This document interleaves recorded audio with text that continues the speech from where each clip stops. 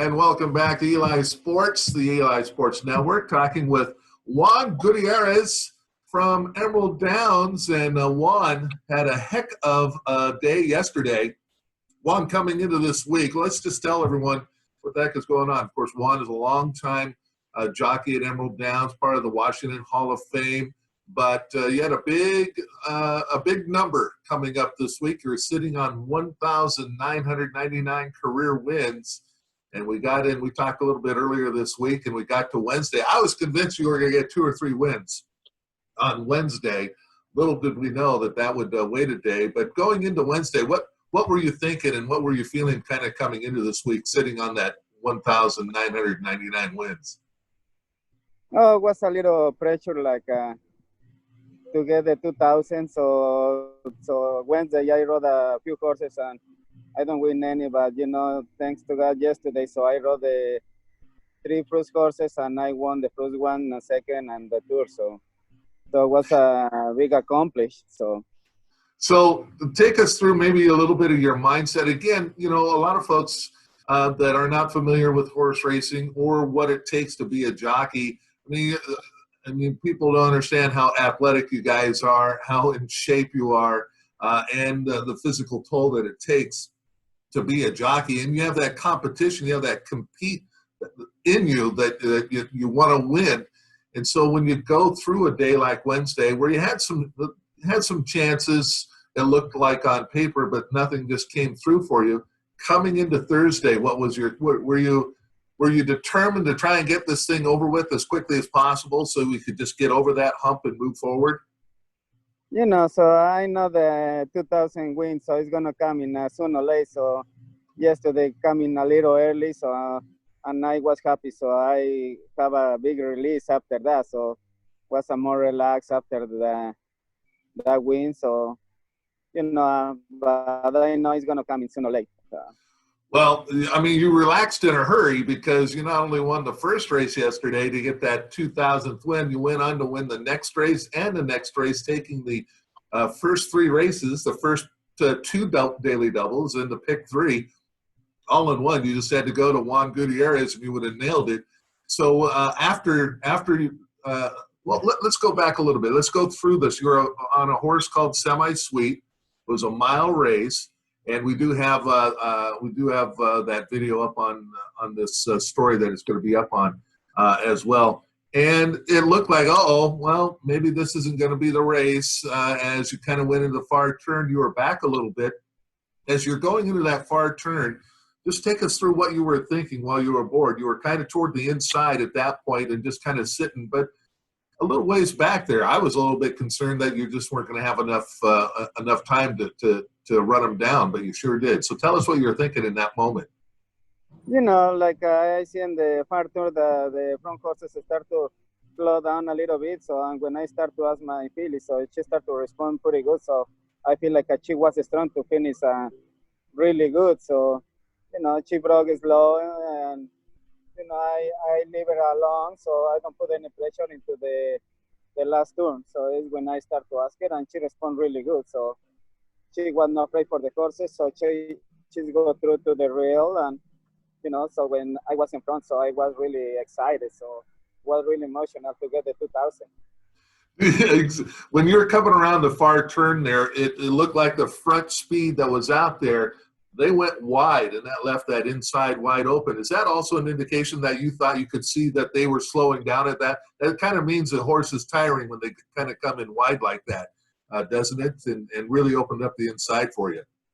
Yeah, so I was last in the 3/8, so and I see everything that happened and with everybody in front. So I see how the horses move. So and I see they open the rail, and I say, okay, I'm gonna take them. So thank you. I'll just stay right here. When did you know you had that race won?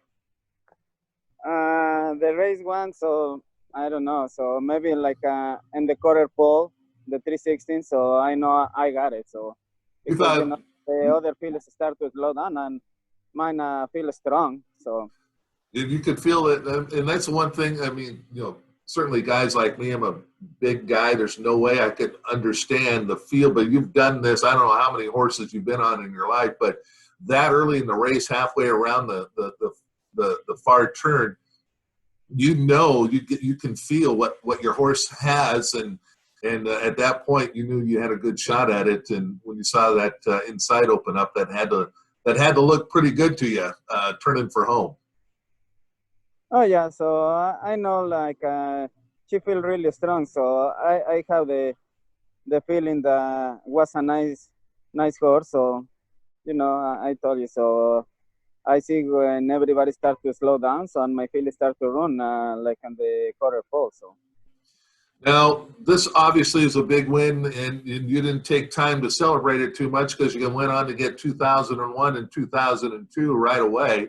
Um, I thought I thought you were going to get 2003 later on in the card. You got nailed right at the wire there. I think was that the ninth race or eighth race or something. You in that yeah, case your horse was tiring at that point. It just missed just barely there. So almost got 2003 in there.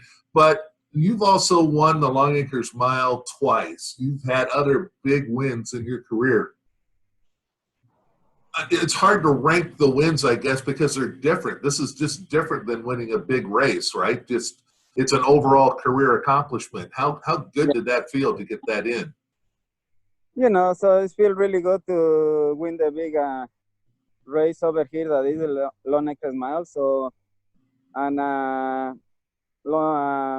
no giveaway. So it was a Yeah, nice goal. So he's coming from way back. So and I got lucky and so no traffic, no nothing. So I went through to the courses and won the race. And after that was the great face and wire to wire. So it's two big races. I celebrate really good. and you did it both ways, on the front end and from way back. So you know Yeah, the trip pretty good yeah. both ways there.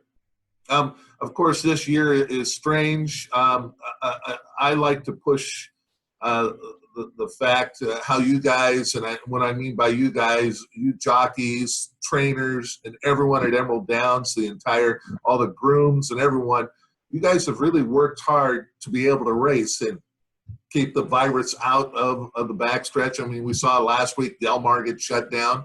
It doesn't take much for that to get in. I know it's a little frustrating, a little different, but how relieved were you guys, the jockeys, were to hear that yes, we can finally get on a horse with silks and get back to competing. And even though the fans aren't there, it's not perfect. It's a lot better than the alternative at this point, right?